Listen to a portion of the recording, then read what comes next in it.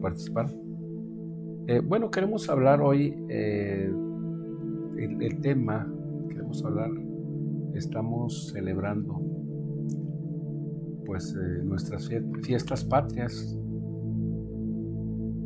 Yo no sé cómo lo celebró usted anoche, bueno, pero queremos más o menos relacionar este tema un poco, ¿no? Yo creo que, bueno, vamos a tratar, más bien vamos a tratar a ver si lo podemos relacionar.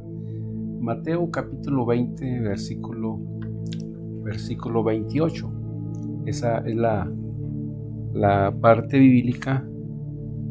Mateo capítulo 20, versículo 28. Dice, como el Hijo del Hombre no vino para ser servido, sino para servir y para dar su vida en rescate por muchos. Ahí vamos a tener nuestra reflexión. Como el Hijo del Hombre no vino para ser servido, sino para servir y para dar su vida en rescate por muchos. Señor, te damos gracias esta noche en el nombre de Jesús. Bendecimos a tu pueblo, lo ponemos en tus manos y que esta palabra, Señor, llegue al corazón de ellos, Padre, y sea un alimento que los fortalezca, que los ayude, en el nombre poderoso de Jesús, Señor. Gracias, Padre, en el nombre de Jesucristo. Amén. Gloria al Señor.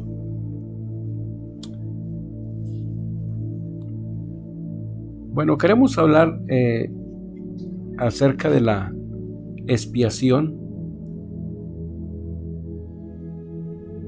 pero quiero leer el capítulo 16, el versículo 23 de Levíticos, capítulo 16, versículo 23, dice: Después de esto, Aarón entrará en el santuario, se quitará la ropa de lino que se puso al entrar en el lugar santísimo, se lavará con agua en el lugar apartado para eso y volverá a ponerse su ropa normal. Entonces saldrá y quemará en mi honor su ofrenda, la ofrenda del pueblo, para que yo perdone sus pecados y los pecados del pueblo. Además, quemará sobre el altar la grasa de los animales que os ofrecen para el perdón de pecados. Y el que lleve el chivo al desierto tendrá que lavar su ropa y bañarse antes de entrar de nuevo en el campamento. Los restos del ternero y del chivo se sacarán del campamento y allí entonces serán quemados. Amén. Note usted la expresión del versículo 26, el que lleve el chivo. Esta expresión es una expresión que estamos muy familiarizados, el chivo expiatorio, ¿verdad? Muchos utilizamos en alguna ocasión este término, el chivo expiatorio, pero lo hacemos ignorando el contexto o el origen de este dicho que se escucha entre la gente. Por ejemplo, cuando es un caso de carácter judicial y entonces se culpa a una persona inocente, ¿verdad? Una persona que no es responsable, y se le llama entonces el chivo, es un chivo expiatorio. Yo creo que usted lo ha oído o lo hemos escuchado este término, pues de ahí viene, del chivo expiatorio. Dios le está dando indicaciones acerca del día de la expiación. No eran días, era un día nada más. Era un día en el cual el sumo sacerdote entraba al lugar santísimo para ofrecer el sacrificio, para el perdón tanto de los sacerdotes, del pueblo, y para la santificación o del santuario. Tenía varias funciones, pero el chivo expiatorio de ahí viene, donde de los 2 animalitos que se ofrecían en ese día, el día de la expiación, el sacerdote colocaba sus manos sobre los 2 animales, sobre los 2 chivitos, y uno de ellos entonces iba a ser ofrecido. Su sangre, su grasa iba a ser utilizada para el sacrificio a Dios. Y el otro animalito, pues este animalito iba a ser llevado al desierto. Lo iban a llevar al desierto. Allí colocaban las manos del sacerdote sobre su cabeza. Allí declaraba las culpas, los pecados del pueblo, y el animalito entonces era llevado por una persona que se asignaba, y era llevado al desierto, al despeñascadero. Por allá lo aventaban en el peñascadero, allá moría este animal. El chivo expiatorio. El chivo expiatorio es el chivo que era elegido para el sacrificio. Era elegido para la ofrenda a Dios, para el sacrificio. El chivo expiatorio. El precio del rescate es el tema que le puse este tema. Y quiero dar mi introducción. Dice este material que escribí, dice: no es ningún secreto, hablando de los secuestros y de la extorsión, pues que estas son amenazas reales. Tanto el secuestro como la extorsión son amenazas reales, y que van creciendo, son crecientes, van creciendo en el mundo actual. Como el secuestro y la extorsión van aumentando día a día, pues ha surgido pues compañías que ofrecen seguros contra secuestros, ofrecen coberturas de rescate y de extorsión, pues en muchas partes del mundo. Esta cobertura de seguro puede incluir el beneficio del reembolso, del rescate y pagos de extorsiones, entre otros. Pero es una industria que va aumentando, la industria de los secuestros y la extorsión, lamentablemente. Por eso el propósito de este tema es mostrarte que tu libertad fue cubierta desde hace mucho tiempo. De hecho, el Evangelio de San Juan, capítulo 8, versículo 32, lo dice, ¿verdad? Y conoceréis la verdad, y la verdad os hará libres. Por eso, nuestra libertad ya fue pagada desde hace mucho tiempo. Jesucristo pagó tu rescate. Jesucristo pagó para que tuvieras esa libertad. Ya lo decíamos San Juan 8:32, y el versículo 36 dice: así que si el Hijo os libertare, seréis verdaderamente libres. De manera que nosotros, el ser humano, hemos sido esclavos. El 1 de Juan capítulo 3 versículo 8 por allá dice que el que practica el pecado es del diablo. Por eso apareció el Hijo de Dios para deshacer las obras del diablo.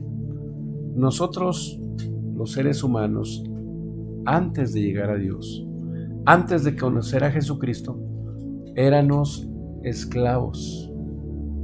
El diablo nos tenía sometidos. El diablo nos había esclavizados. Por eso vivíamos en las prácticas del pecado. Vivíamos atados a esas prácticas terribles del pecado. Así que si el Hijo os libertare, seréis verdaderamente libres. Ese es el propósito, que conozcas que tu libertad ya fue pagada. No necesitas vivir en esclavitud. No necesitas vivir bajo la opresión, bajo la atadura del diablo, porque tu vida ya fue liberada. Tu vida ya fue rescatada, ya Jesucristo pagó el rescate desde hace mucho tiempo por tu vida. ¿Qué es un rescate? En términos de esta industria cruel, sanguinaria, que mucha gente lamentablemente pues ha entrado al mundo de los secuestros a participar y amasan grandes fortunas, grandes recursos, estudian a la persona que van a secuestrar, a la que van a extorsionar. Lamentablemente la estudian, la investigan, le dan seguimiento por algún tiempo y la ejecutan. Entonces ellos piden, ¿qué es un rescate? Bueno, el rescate es el precio que se paga por la libertad de un prisionero. Y este precio está bajo condiciones del secuestrador. El secuestrador coloca las condiciones. Es un pago o un precio valiosísimo con el cual se va a cubrir el precio impuesto y forzado para liberar a la persona o personas o grupo de personas de la condición en la que se encuentra. Entonces, ese es un rescate. La persona que lamentablemente se ha corrompido y esta persona que tiene a una o un grupo de personas bajo esta figura de secuestro, pues pide una cantidad fuerte de dinero y él coloca las condiciones, el monto, cómo se va a hacer la transferencia o un depósito físicamente, etcétera, o en algún lugar. Y muchas veces, lamentablemente, pues esto termina, a pesar de que pagaron el rescate, las personas que han sido víctimas de secuestro pues terminan lamentablemente siendo asesinadas. Pero ese es un rescate. Ahora, ¿qué pasa si el rescate no es pagado? Bueno, la ausencia del pago de rescate pues trae consecuencias muy dolorosas para la familia, para aquellos que no alcanzan a juntar el monto de dinero que les piden. Pues hemos visto gente muy sanguinaria que lamentablemente torturan y físicamente a la persona, pero hay mucha gente, familia, muchos padres, hermanos, mucha gente, esposas, etcétera, que están sufriendo y la pérdida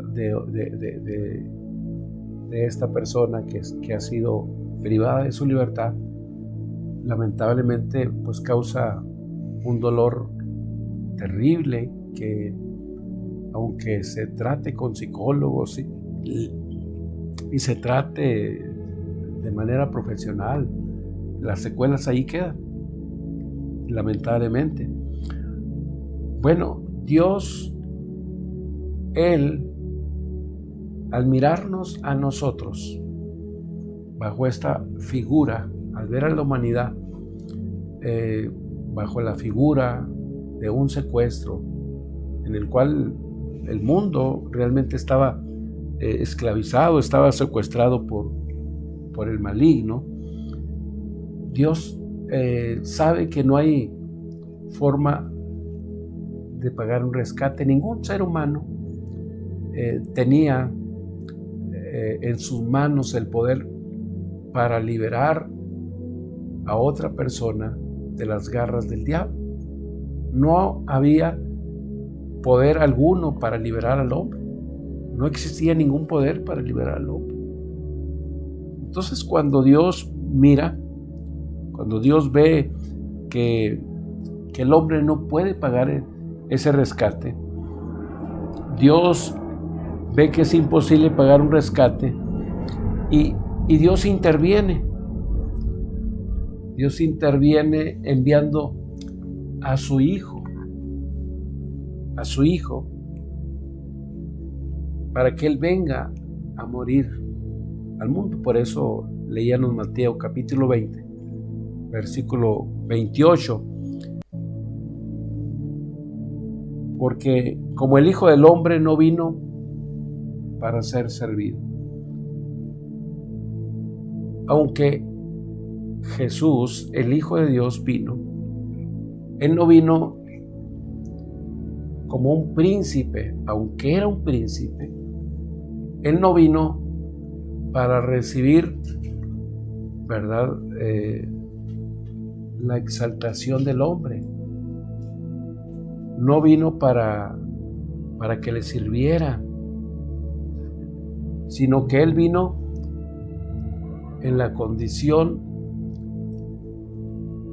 fue enviado por Dios con la comisión de rescatar al hombre. Dios envió a su Hijo no para que su Hijo recibiera, ¿verdad?, para que le sirviera, para que el mundo le sirviera a Él, sino Él vino con una comisión de parte de Dios. La comisión era de rescatar al hombre, de pagar el precio del rescate por el hombre, ya que nadie, ningún ser humano, podía pagar el rescate. Nadie podía pagar el rescate de su libertad. Por eso Dios decide entonces enviar a su Hijo.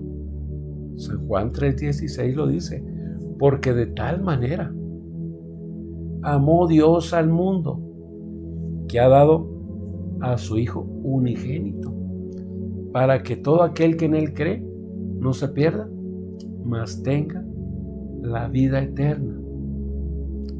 Primera Timoteo nos dice, allá en 2 Timoteo creo, el capítulo 2 versículo 5 dice que Jesús se convirtió en un mediador, porque hay un solo Dios y hay un solo mediador entre Dios y los hombres, 2 Timoteo 2, a Jesucristo hombre.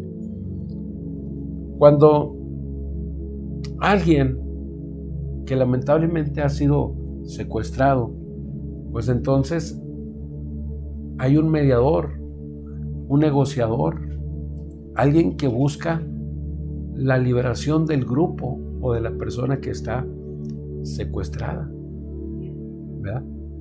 Y allí entonces vemos nosotros, como dice 1 Timoteo 5, porque hay un solo Dios.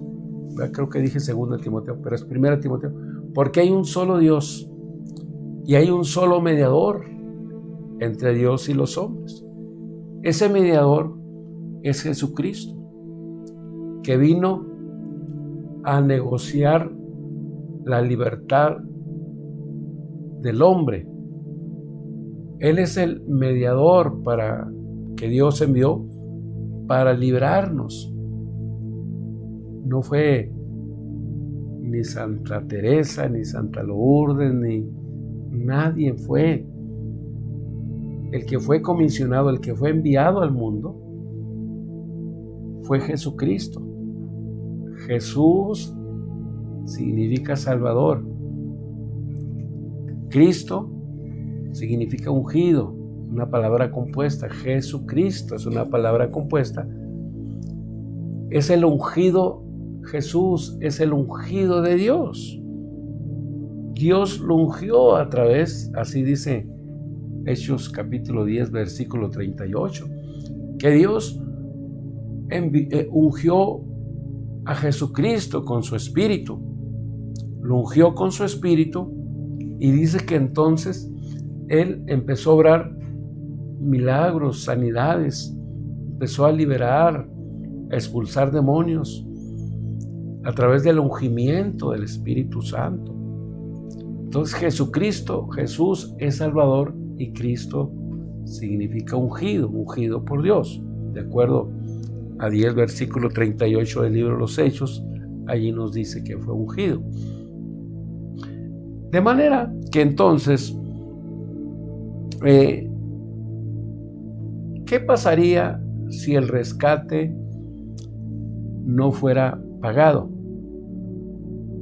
Si el rescate por la humanidad no fuera pagado. Si no se hubiera pagado el rescate, ¿dónde estarías tú y dónde estaría yo? No tendríamos libertad. No habríamos sido libertados.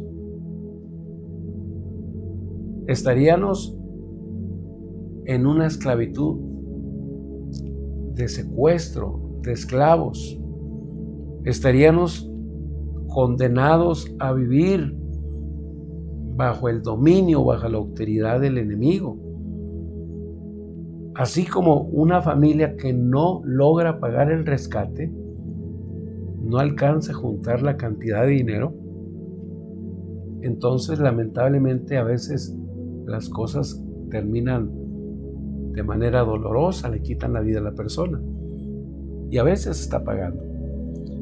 De manera que si Dios no hubiera pagado el rescate por ti, no hubiera pagado el rescate por mí, nuestra vida sería desastrosa. Pero gracias a Dios que Él pagó el rescate. Nos libertó, nos liberó el Señor. Él nos liberó. Él pagó el rescate. Pero ¿cómo pagó el rescate por nosotros? Porque no estamos hablando de un rescate en términos de economía, en términos de dinero. Estamos hablando de un rescate mucho mayor. Allá en primera de Pedro, capítulo 1, versículo desde el 17, ahí 18, 19, dice, y si invocáis por Padre, versículo 17, aquel que sin acepción de personas ha de juzgar a los muertos, ¿verdad? Entonces, ¿por qué no debemos conducirnos con temor y temblor todo el tiempo de vuestra peregrinación? Dice, sabiendo que fuisteis, ¿qué? Rescatados de vuestra vana manera de vivir, la cual recibisteis de vuestros padres, no con cosas corruptibles, como oro o plata, sino con la sangre preciosa de Cristo Jesús, como la sangre de un cordero sin mancha y sin contaminación. De manera que nosotros fuimos rescatados de una manera en la cual no tenía sentido. Era una vida vana, hueca, en la que vivíamos, que no tenía sentido. Esa vida la habíamos recibido de nuestros padres. ¿Qué recibiste de tus padres? Maltrato, borrachera, un espíritu de adulterio, de machismo, de violencia. A alguien posiblemente le dejó otros valores, sin duda alguna, a sus hijos, pero la mayoría recibimos de nuestros padres prácticas de pecado que nos llevaron a vivir alejados de Dios en el pecado. De allí nos rescató el Señor. Primero pagó el rescate por nosotros. Primero pagó el rescate por nosotros. Y después nos liberó, nos rescató de la forma de vivir tan equivocada que tenemos. Por eso la gente que algún tiempo nos conoció, hace muchos años, yo tengo 30 y tantos años en el Evangelio, la gente que nos conoció antes de venir a Cristo, nos conoció viviendo en un mundo, en una práctica, alejados de Dios. Y hoy escuchan, o en ocasión nos topamos a alguien por allí y los vemos como unos pasitas. Yo no sé cuántos tengo, 35, 36 años ya en el Evangelio, y siguen ellos viviendo en el pecado. No se han podido quitar el alcohol, las drogas. ¿Por qué? Porque no han venido a Cristo. Cristo pagó el rescate por ellos. Primero, pagó el rescate por la humanidad al morir su Hijo, Jesús, en la cruz. Y después nos llamó a cada uno. A ti te llamó el Señor. Te sacó de esos lugares, del fandango, ¿verdad? Te sacó de esos lugares de muerte, de pecado, de esas cantinas, de esos bares, de ese mundo de pandillas, de gangas, de drogas. Te sacó de ahí el Señor. Pero primero pagó el rescate y después fue a buscarte, te llamó, te trajo. Por eso, cuando hablamos de expiación, la expiación es la eliminación de toda culpa o pecado a través de un tercero, es decir, a través de lo que llamamos el chivo expiatorio. Porque los pecados que nosotros habíamos cometido, esos pecados fueron colocados sobre el chivo que iba a ser llevado al desierto y lanzado a un despeñascadero. Y el otro chivo, ese era para ofrecer su sangre en el lugar santísimo. Con esa sangre entraba al lugar santo, al lugar santísimo. Allí se hacía, ¿verdad?, este trabajo, esta expiación. Por eso, un chivo expiatorio es aquel a quien se aplica injustamente una acusación o condena para impedir que los auténticos responsables sean juzgados, sean llevados a juicio. Por eso el chivo expiatorio era en términos actuales, pues es una persona a la cual le están cargando la mano, lo están haciendo algo responsable de algo que él no cometió. Es un chivo expiatorio con el fin de no llevar a personas responsables, a las personas que en verdad son responsables. Y hemos visto torturas donde les colocan bolsas sobre la cabeza, ¿verdad?, les tapan, no los dejan respirar, Y obviamente las personas terminan aceptando que ellos son los responsables. ¿Por qué? Por la tortura, porque son chivos expiatorios. El sacrificio de animales es la matanza ritual de un animal como parte de una religión. Casi todas las culturas, desde la cultura hebrea, la cultura de los griegos, de los egipcios, de los romanos, la cultura nuestra, la cultura de los aztecas, hasta culturas en el África como los yurabas, son culturas que hacían este tipo de prácticas ceremoniales, donde ellos ofrecían animales, donde ellos ofrecían víctimas a sus deidades, a sus dioses. Y es lo que Dios le dijo a Aarón, al sacerdote Aarón. El día de la expiación, Dios le indicó cómo debería ofrecer el día de la expiación, que era una vez al año, en el cual entraba el sumo sacerdote con sangre ajena para presentarse a Dios, para que el pueblo fuera entonces perdonado. La expiación para los judíos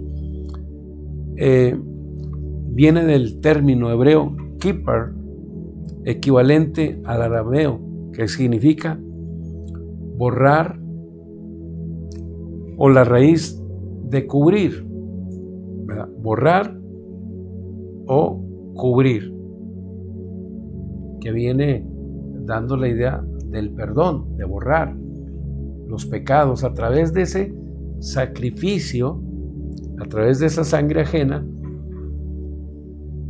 Se perdonaba al pueblo sus pecados a través de ese sacrificio. En la cultura hebrea es de donde nos ha llegado el término chivo expiatorio. La expiación se hacía principalmente por medio de la sangre de una víctima, como símbolo del cambio de una vida ajena por el perdón divino. Dios ofrecía el perdón y el hombre tenía que modificar su conducta, su comportamiento tenía que modificarlo, tenía que cambiar. Por eso la sangre era este instrumento, la sangre era lo que se utilizaba, ¿verdad? Para entrar al lugar donde se hacía este sacrificio, pero el hombre no solamente recibía el perdón, sino tenía que haber un cambio. Cristo, Él nació de una mujer virgen. Él vivió una vida sin pecado. Cristo sufrió, murió de manera voluntaria. Y por tanto, a través de su sacrificio, a través de su vida recta, limpia, sumó los méritos necesarios para pagar la deuda que la humanidad tenía. Él, a través de su vida, a través de su santidad, a través de su sacrificio, llevó a cabo los méritos necesarios. Y Dios terminó aceptando la pasión de Cristo y la acreditó en la cuenta de la raza pecadora. Es decir, que Dios acepta el sacrificio vicario de Cristo, lo recibe en los cielos, se sienta a la diestra de Dios después de su resurrección, pero la muerte de Cristo la acredita en la cuenta de la humanidad, la suma como un pecado más para aquel que no logre buscar el perdón de Dios. Algún día Dios nos va a demandar la sangre de su Hijo al hombre por el hecho de no haberlo aceptado. No solamente los pecados del hombre van a estar delante de Dios, sino también la muerte de Cristo será reclamada al ser humano por no haber aceptado ese pago de Dios por su liberación, aleluya. Por eso dice, por lo tanto, está dispuesto Dios a restablecer el compañerismo de aquellos que confían en la provisión salvadora que Dios otorgó, que es Cristo. Dios está dispuesto entonces, ¿verdad?, a proveer la salvación a aquellos que deciden entonces aceptar a Cristo. Si tú decides aceptar a Cristo, Dios te recibe en esta hora. Dios, ¿verdad?, te recibe. Dios te abre los brazos y te recibe porque estás aceptando el rescate que Dios ofreció para el perdón de los pecados. Yo quiero preguntarte, ¿cuál es el mejor regalo que tú has recibido? Piensa, ¿cuál es el mejor regalo que has recibido? ¿Un buen vestido? En el caso de la mujer. ¿Unos buenos zapatos? ¿Un coche? ¿Una casa? ¿Qué ha sido el mejor regalo que usted ha recibido?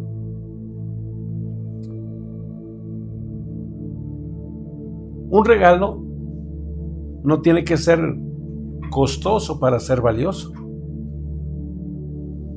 porque no, ya que al fin y al cabo su verdadera importancia no siempre depende de cuánto haya costado. Más bien es valioso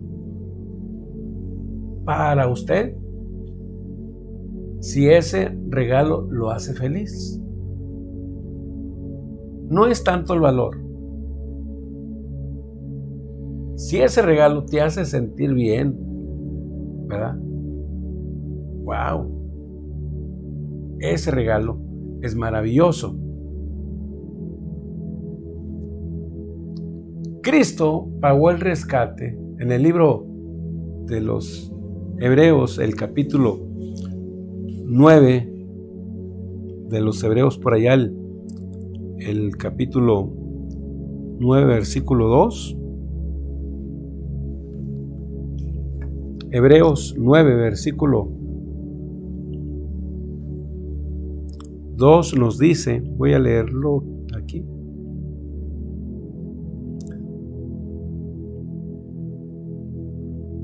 Muy bien.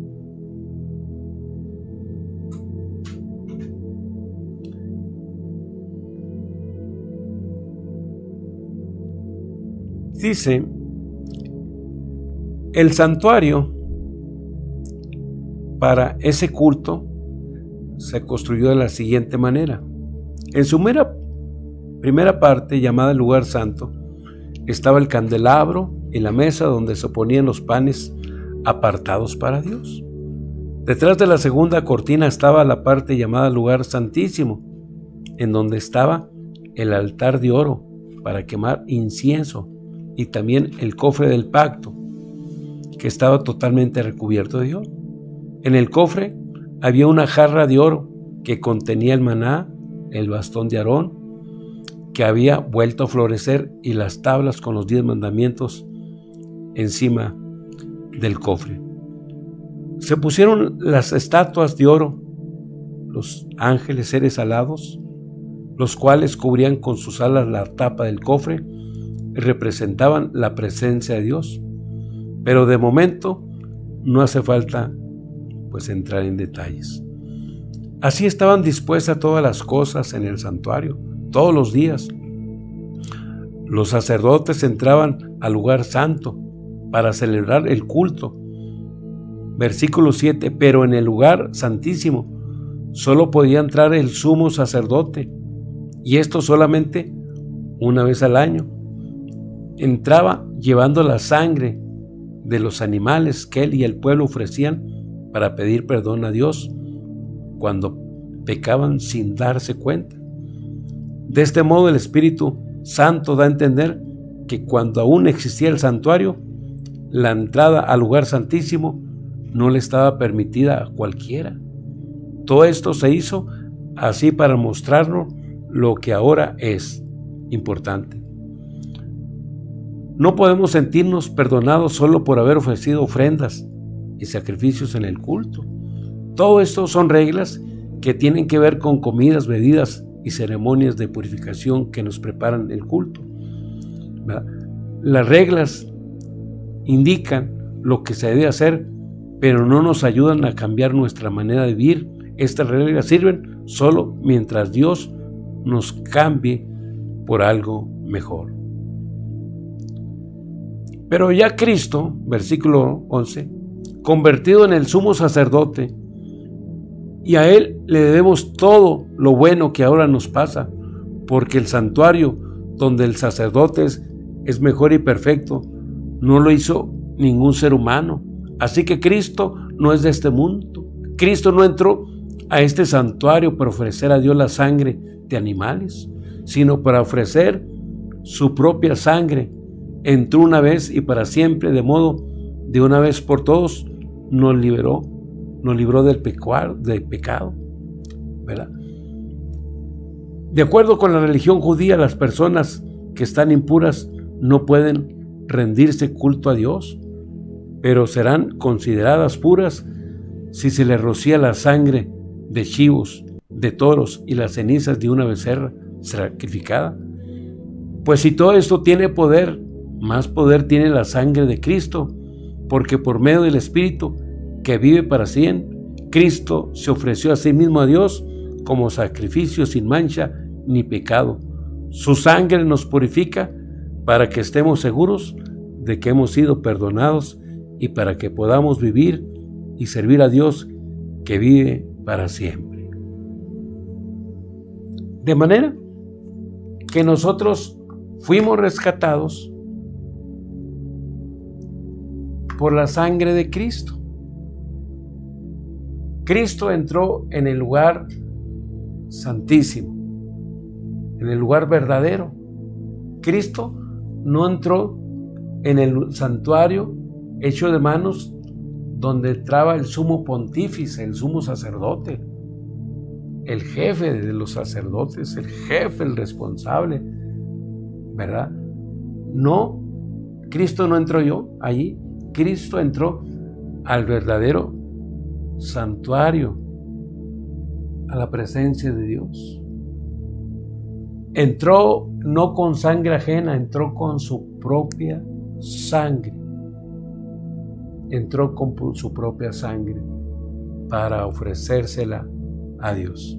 Una sangre limpia, sin mancha, perfecta. De esta manera, Él pagó el rescate por la humanidad. Por eso,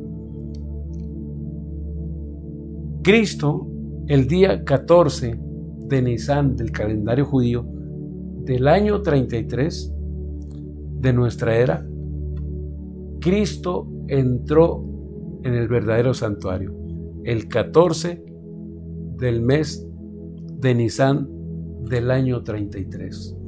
Cristo entró al verdadero santuario, no hecho de manos, y Dios permitió la ejecución, la muerte de su Hijo.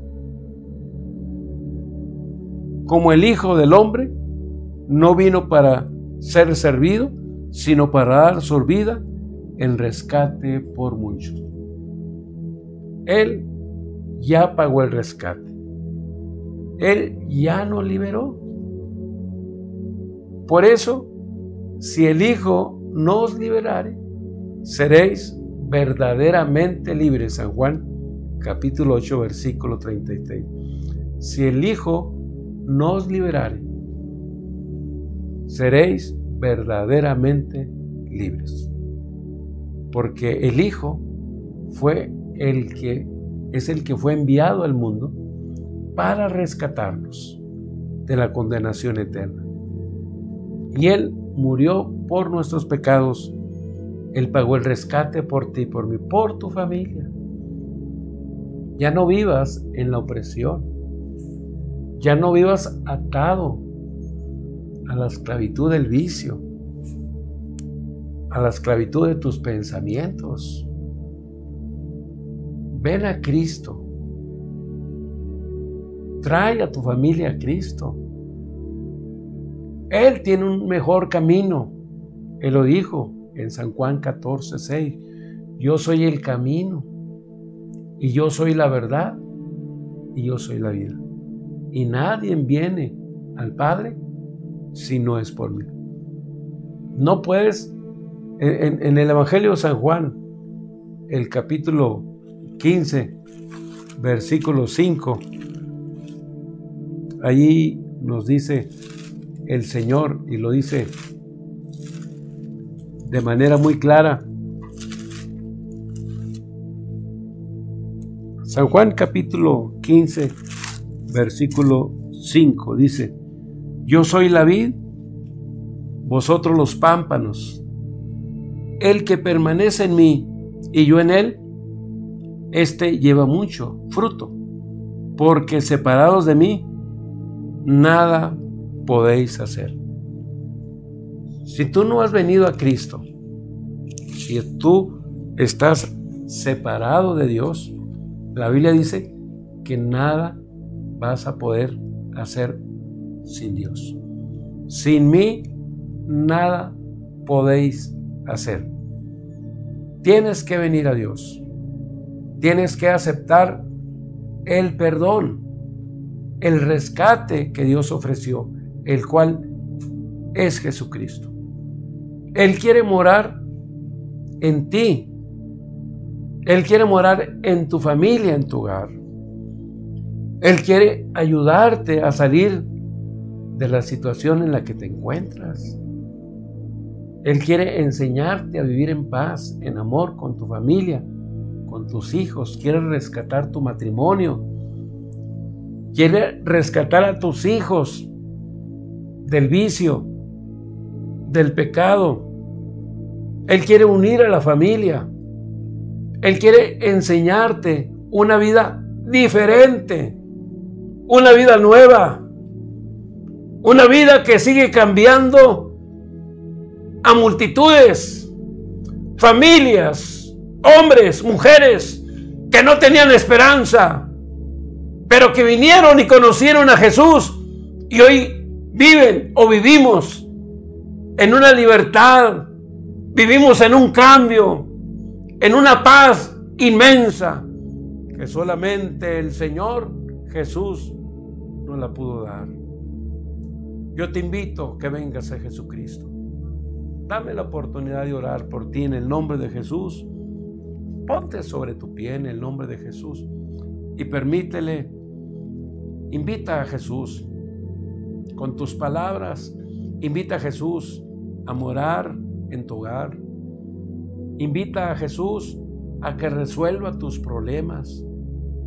Invítalo. Mira qué bonita es la vida cristiana. Qué bonita es la vida cerca de Dios. Sin vicios, sin problemas, con mucha paz. Administrando lo que Dios nos da. Prosperándonos. Bendiciéndonos el Señor. Eso es lo que Dios quiere para tu vida. Él quiere prosperarte, quiere bendecirte. Aún en este tiempo difícil. La mano de Dios no se ha cortado. Somos felices, gracias a Dios. Y queremos que tú seas feliz en el nombre poderoso de Jesús. Gracias, Señor. Si estás enfermo, confía en el Señor. Cree en el Señor. Él va a sanar tu vida. Él va a sanar, aleluya, tu cuerpo. Él tiene el poder y la autoridad, gloria al Señor. Para Él no hay nada imposible. Ven a Jesús. Ven a Jesús en el nombre de Jesucristo. De mi parte, que Dios te bendiga en el nombre de Jesucristo, y espero que esta palabra sea de bendición. Así que Dios te bendiga. Shalom en el nombre del Señor. Mañana nos vemos en la oración ahí en la iglesia, en el nombre de Jesús. Aleluya. Dios los bendiga en el nombre de Jesús.